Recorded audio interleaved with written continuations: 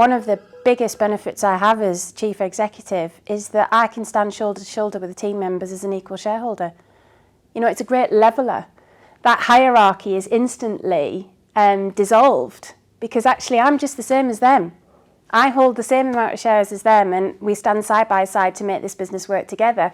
Now, to have that as an ingredient in the ability to motivate people makes it easier. When we started back in 2007, we were always really clear that we needed something a bit different from a point of view of legal structure and culture to reflect how we wanted the business to operate, the difference that it wanted to make. So we were kind of clear about that from the outset. And we made the formal transition in 2010. So the kind of 3 years in between were all about just exploring really what that looked like. And so we did things like operated under a limited by guarantee structure rather than shares. And really, we probably started to think about it when we thought more about the John Lewis partnerships of this world. You know, they were up there, weren't they, in neon lights as the kind of different, unusual, better business structure back in the day, all those years ago. So we did some research into John Lewis. We talked to a few of the senior kind of players there about how it worked. We also explored businesses like the Eager Partnership and one or two other businesses that were already employee-owned, but as you say, they were few and far between. And over that time, what naturally emerged was the culture of employee ownership, and it's really hard to bottle that or explain it, but that's what emerged. And then we identified employee ownership as a legal structure towards the end of sort of 2009, begins of 2010, and then took the plunge with some support from accountants and lawyers and made that transition formally in 2010.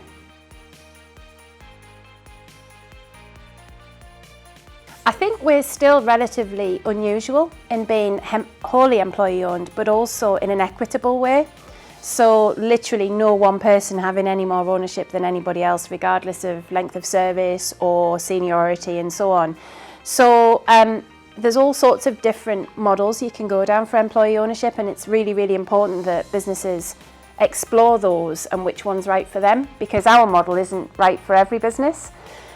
So yes, there's been a bit of kind of finding our feet and looking at different ones and a sort of, I guess, growing up as well through that process. But the reason why we went down, and it serves as well, the trust structure, is because it gives you a vehicle through which everybody has that kind of participation and ownership in an equitable way.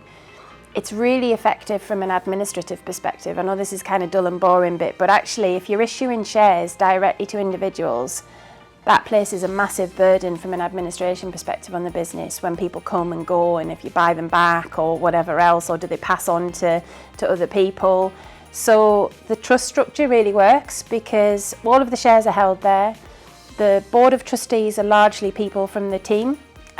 So they've got, you know, direct representation and governance, and the beneficiaries of that trust are team members. So it's quite straightforward in some ways and works really well, but it serves us well.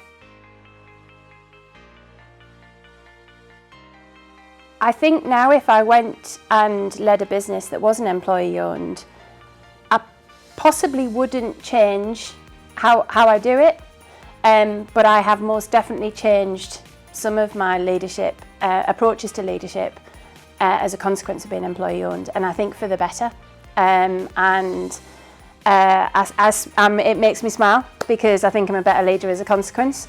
And I think the key features are, you know, great leadership has loads of really core characteristics, you know, in terms of being open, transparent, great communicator, you know, inspiring, determined, and all those kind of things, and decisive. But if you imagine you take a company that has lots and lots of shareholders, perhaps one listed on the stock market or whatever else, so they've got loads of shareholders, quite complex structures.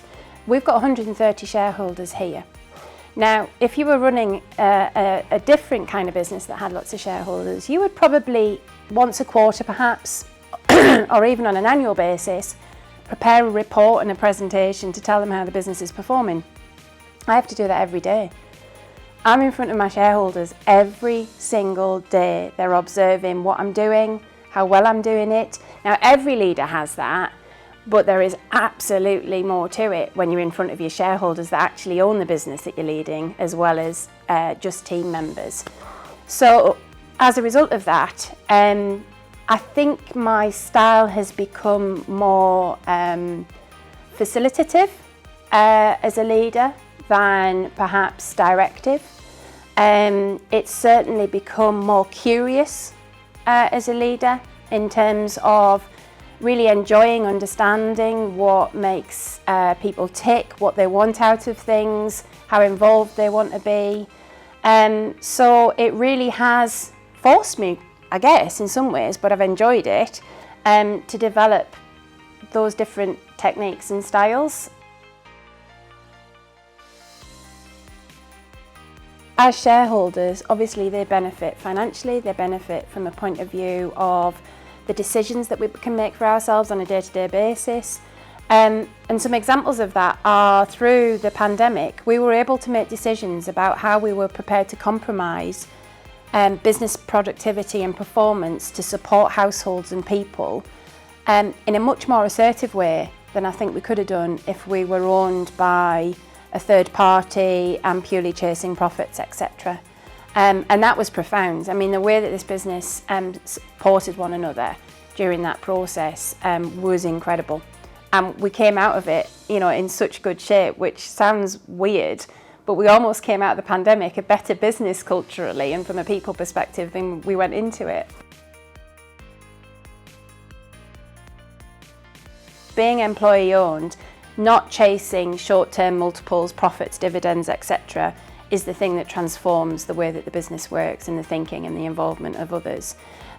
So yeah, what we're able to do is not just focus on the here and now, but think about where we would like to be in 2 or 3 years' time, the difference that we're making. You know, it's the whole triple bottom line of people, profit and planet, and so on and so forth. And I think it does allow you to take a much more longer term approach, because you're not chasing short-term, wholly profit-driven goals. But there are many private businesses out there that aren't employee-owned and are utterly awesome at that stuff in terms of the people, profit and planet. So again, I'm not one of these people who says everybody should be employee-owned, because it doesn't matter. It's just another tool in a whole raft of things that you can pick up or use to make a great business. So I guess a couple of things. One is to not just jump on a bandwagon. You know, really research it. Make sure it's right for your business, because I don't think it is right for all businesses. And it might be that you're at a stage of business where it's not right for you now, but it could be right for you in the future. So sometimes it can make things like raising finance a little tricky, because depending upon the kind of finance you're raising, if the return on that investor's money comes from an exit strategy, a sale, then the perception is that could be a little trickier to organise because of the employee ownership structure. So it's not always the case, but there's just some things like that that you really need to think through in terms of not just where your business is now and why you would do it now, but what's perhaps coming up on the horizon in terms of what you're going to need to look like as a business and consider. The other thing that if you do it is really important is, from the outset, make sure that whilst you're employee owned, it doesn't mean everybody has to get a say in running the business. So I don't have 130 people here that I have to run every single decision by or test every bit of thinking with. And that's really important. And I think we've worked really hard at making sure that we create the right environment where people can contribute and challenge, but they're not involved as shareholders in running the business. So making sure from the outset that people are clear about what it means and what it doesn't mean, importantly, in terms of the day-to-day running of the business, I think is really important. I think once people have joined OBE and experienced the culture of employee ownership, as well as some of the practical benefits in terms of some of those fairly large and attractive fiscal benefits, as and when we do well, they almost see the light, you know, and it's the age-old grass isn't always greener. And we love it when people come back, our boomerang gang, as the team call it. But yeah, I think it does play a feature in terms of both talent acquisition and retention in that regard.